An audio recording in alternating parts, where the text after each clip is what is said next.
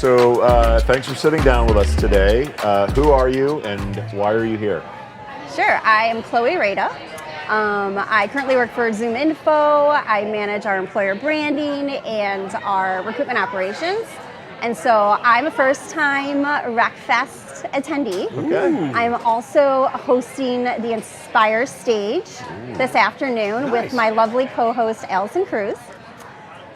So pretty excited because a lot of the folks I've known in the industry for a while, and we're going to talk about what has been inspirational, why people are here. For me, it's all about the community and the connection. If I wouldn't be here, like in my role today, if it wasn't for the community, having grown up in the industry, I rely so heavily on the people surrounding me, like yourselves, who've known each other for a very long time, and especially when times get tough, those are the people that you need to lean on even more so. Yeah. So moving pretty much into Q4, but looking toward 2025, what advice would you have for your peers moving into next year? Don't be afraid to build the plane as you fly it. So I always like to think about things kind of from like a process standpoint. Like, don't let the perfect be the enemy of the good, right? So, and it's okay to fail, and find a safe space where you can do some trial and error and have some risks. So I think find a place that you can feel comfortable being yourself, and then also allowing yourself to fail fast. How many employees are at Zoom Info? 3,500. 3,500. Yes. So not huge, yes, but not small. Talk about how you look at branding from sort of that middle zone. And is there some guerrilla mixed with, we got a little budget to spend? Talk about how you look at branding as sort of a middle tier size company. Sure. So we're an engineering forward organization. So the majority of our hires are coming up through engineering. We first launched our international internship program this past year. We hosted 25 interns in the U.S. We're expanding to India and Israel. So we are really focused around that experience for our interns and developing a pipeline of early talent so that we have those available to work on the forward-thinking type of products that we have, like Copilot, for example. So we're focused a lot around what is the give and the get for individual personas, the engineering. We basically have people who design our products, who sell our products, and then people who make sure the products are being leveraged, so your customer service folks. So those are the kind of our three verticals. So I don't think it's any different from any other organization. I've worked at many complex organizations with variety of like verticals and disciplines, and each of them have their different. The candidates have different motivations. They're at different stages within their career journey, and the reasons for joining and being attracted to a certain organization, whether it be tech or food service, are all very different. So I think it's understanding that playing field, and then also matched with like what's happening in the marketplace with your competitors. Kind of looking at like what do you have that's more advantageous than the other tech company down the road, for example. So we're diving in deep in that right now. We've done a lot of research and focus groups. We've done some pressure testing. We're about to launch a new employer brand across the globe for Zoom Info. That's some work. And doing a team of one right now with my early talent lead, who will be here later today. So it takes a lot, I think, to manage that. But it's a repeatable process that I've used at the last several companies, and I wouldn't be able to do that if it wasn't for like the partners that I bring on board, like Shaker and like some of the other folks behind the scenes that really help me deliver those career stories. So 2024, what has surprised you the most about this year thus far? The emphasis on internal, like activating your employer brand internally, and the need to partner and be in lockstep with your people success teams and your people operations teams. I really am going at this from, and this is very different from like past organizations, where we're developing our internal roadshow together. Not like, here is the brand, I want you to deliver it. Like, how can we activate this internally and making sure that it matches the employee experience? That to me is very different. So it's kind of like a little bit of like internal comms I'm playing here, but then also really relying on our, the people success team to help us, make sure that it's matching the promise. Yeah. You mentioned Israel. Obviously, there are some geopolitical challenges with that area. Do you view that as an opportunity or is there a threat that you are planning for? Talk about companies that are growing into areas that there may be geopolitical risks.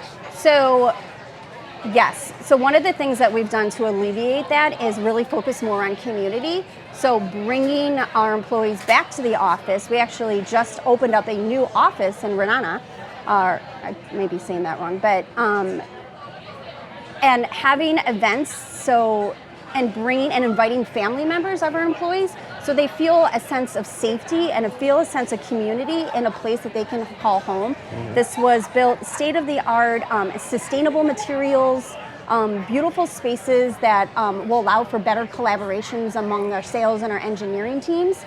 And really, I can see the employees thrive because they feel proud of a space that they can come to work, even though they were hybrid or they were working from home for a period of time. We're mimicking that same concept also in our India offices as well. We've opened up 2 new offices, one just being recently in the tech hub out there in Chennai and Bangalore. And the same thing, they've done family fest events, so really creating this opportunity, the employee experience, where they feel safe and they feel a part of something bigger. Yeah.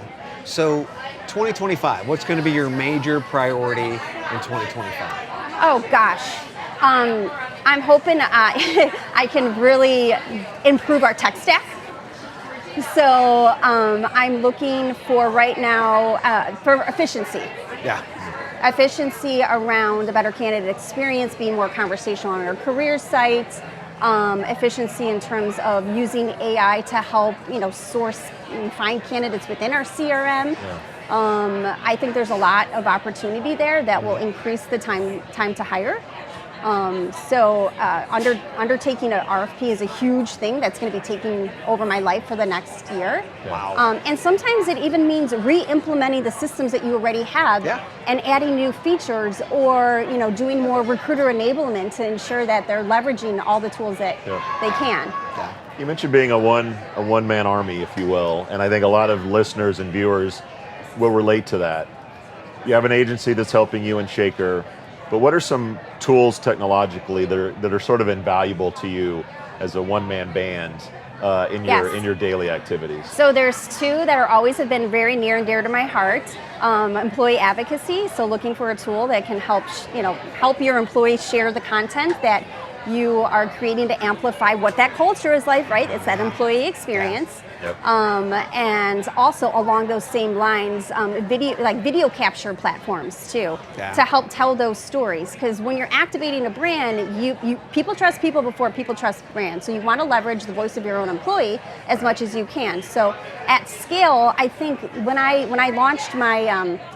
first launched this video capture platform, I think I have over 70 employee videos within the first 8 months. So not every video is going to be great, but the sentiment behind it also can be used in a variety of ways, whether it be employee quote cards or using that to kind of build out your messaging for your different personas. So those would be the 2 tools that I would recommend exploring. And a lot of times you'll get to impact fast. That's actually our new employer brand.